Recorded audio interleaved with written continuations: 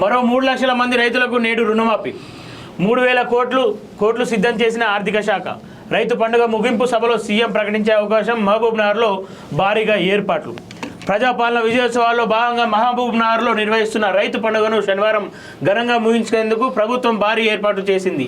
సభకు సీఎం రేవంత్ రెడ్డి ముఖ్య అతిథిగా హాజరై అన్నదాతలు, వ్యవసాయ రంగానికి సంబంధించిన కీలక ప్రకటనలు చేయనున్నారు. రుణమాఫీ కింద నాలుగో విడతలో 3 లక్షల మంది రైతులకు 3,000 కోట్లు శనివారం విడుదల చేస్తామని వ్యవసాయ శాఖ మంత్రి తుమ్మల నాగేశ్వరరావు ఇప్పటికే ప్రకటించడం ప్రాధాన్యం సంచరించుకుంది. అంటే ప్రధానంగా రైతు రుణమాఫీ విషయంలో మాత్రము చాలా వరకు రైతులు కొంత ఇబ్బంది పడ్డదైతే వాస్తవమే. దాన్ని నష్ట నివారణ చర్యలు ప్రభుత్వం పూనుకున్నదా అంటే ఇప్పుడు ఇక్కడ మనకు కనబడుతున్నటువంటి ఒక 3,000 కోట్ల రూపాయలు సిద్ధం చేసినటువంటి ఆర్థిక శాఖ అనేటువంటి దీంతోనైతే మనకు స్పష్టంగా తెలుస్తూ ఉంది. ఇక ఒకవేళ నిజంగానే ఈ 3 లక్షల మంది రైతులకు కనుక ఒకవేళ రుణమాఫీ అయినట్టే అది ఉంటే ప్రధానంగా రేషన్ కార్డు ఇష్యూ ఒకటి వచ్చింది, తర్వాత బ్యాంకర్ల ఇష్యూ కొంచెం వచ్చింది, ఆ తర్వాత 2 లక్షలకు పైగా ఉన్నటువంటి రుణాలకు సంబంధించినటువంటి విషయంలో చాలా వరకు డిస్టర్బెన్స్ క్రియేట్ అయినటువంటి పరిస్థితి. 2 లక్షలకు పైన ఉన్నటువంటి వాళ్ళకు ఏం చేయాలో తోచినటువంటి పరిస్థితి.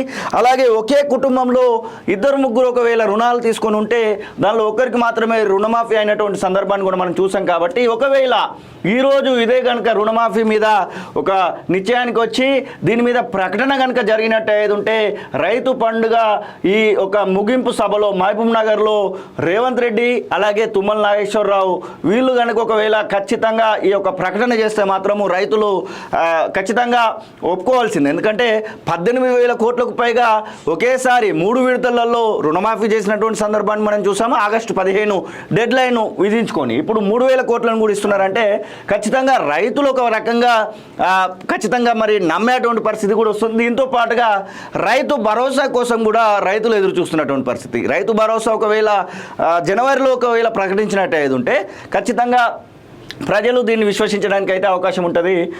మరి దాన్ని ఎట్లా ముందుకు తీసుకుపోతారు ఏందనేది కూడా. ఇంకోటి క్లియర్ ఏంటంటన్నా చెప్పండి, ఏఓలకు కానీ క్లియర్ గైడ్ లైన్స్ ఇచ్చి పైన డబ్బులు కట్టుకోవాలన్నా లేదంటే అయినా రుణమాఫీ చేస్తాం అనేది ఒక రైతులకు క్లారిటీ ఇవ్వాలి. చాలా మంది ముందర కొంతమంది కట్టుకొని ఉన్నారు. అరే 2 లక్షలు పైన ఎంత ఒకరి 3 లక్షలు ఉన్నాయి అనుకో, ₹1,00,000 మిత్తి మా మీద ఏడబడుతుంది అని చెప్పేసి వెయిట్ చేస్తున్న వాళ్ళు ఉన్నారు. ₹1,00,000 వెళ్ళాక.